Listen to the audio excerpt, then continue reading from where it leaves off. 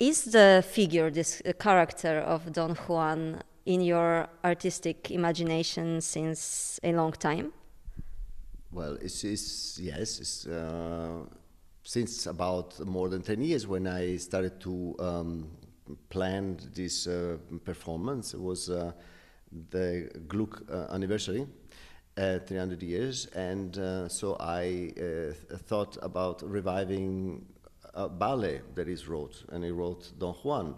He wrote a very short ballet, and I decided to expand the ballet to an entire evening, and therefore to take not only the 20 minutes that he had composed, but also to implement other of his compositions of overtures, of symphonies, and so on, to create according to the dramaturgy that I have created for the piece. So would you say, as you mentioned, it has been years since you had done this choreography. Would you say that it had changed during this time? We know that ballet, as opera, as theater, tends to be kind of a mirror for reality, for what is nowadays. I wonder whether you are now seeing this particular choreography, but also the figure of Don Juan differently than years back. No, I must say I do not. If you are talking about how it changed my perception of the figure, Don Juan has not changed.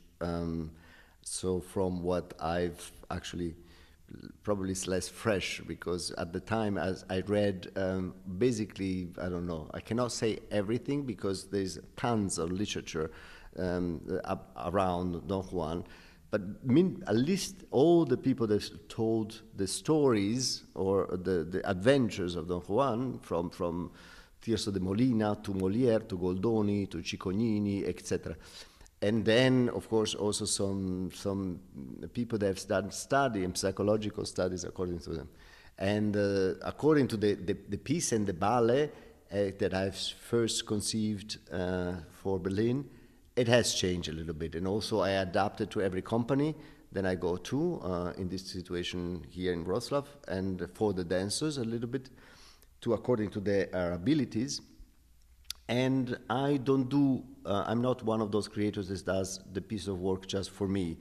I am doing it for the audience.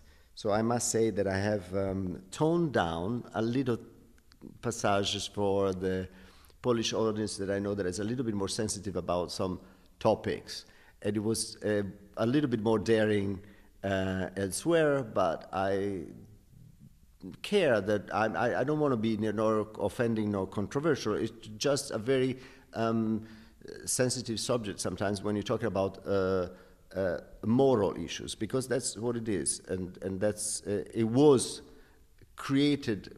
Let's say created. It was invented as a story, as a moral warning.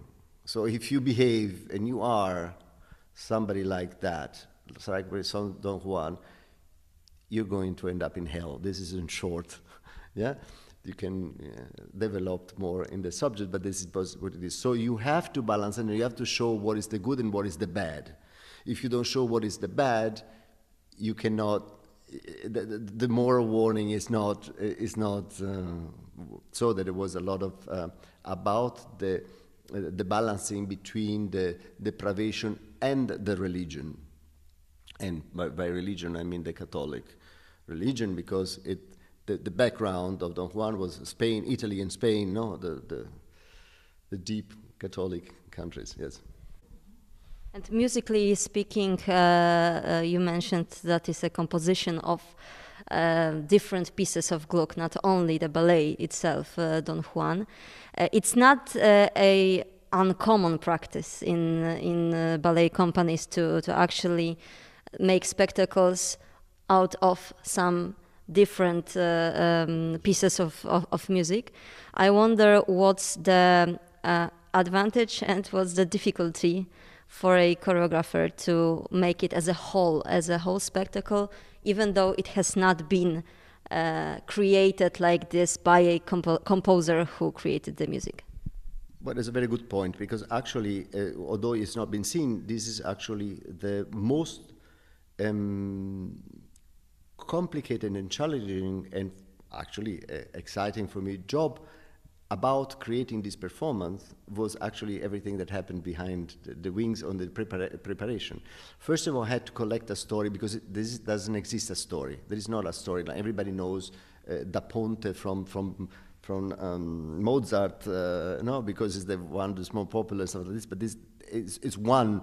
That Da Ponte has picked one version of that he wanted to portray. There is always same characters, more or less, with different names. They come back and have a situation more or less the same, but sometimes there's more characters, there's much less. So I've taken all the major constellation of the dramaturgy. So this was the first part, to build up a story. And then the longest part. What was the longest part? To find what, according to the scenes that I am expected to portray, what music would fit that in the length, in the orchestration, in the spirit, in the orchestration. Of course, if it's a big symphonic part, or if it's a solo instrument, it gives totally different character. So that it took me about 4 months of 8 hours per day in listening to music and dividing it, the longest of the entire show. Okay, so just to sum up, what would you say lays at the core of this very spectacle, and what would you like for the audience here in Wrocław to actually pay attention to while being here or think about after watching it?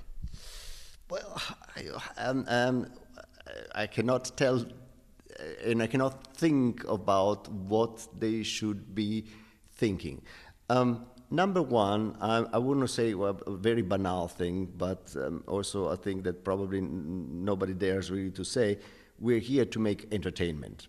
Now you can call it art and you can call it something else, but we are here to mostly entertain. And we're coming from a very difficult moments of a couple of years, especially for art, but I think from everybody. And theater should elevate in giving images and dynamic pictures that will move and colors that will move us and elevate us and bring us somewhere. If that along the way you can retain some pictures and some concept that you will take hopefully with you after that, that will be the highest aim that I have. The worst would be if somebody leaves the theater and think just about where he goes to eat without even bringing with himself at least the spirit or a mood that I would like to give, because that would be already a good achievement to have somebody coming out of the theater and being happy, because at the end of the story that's what I want them to be.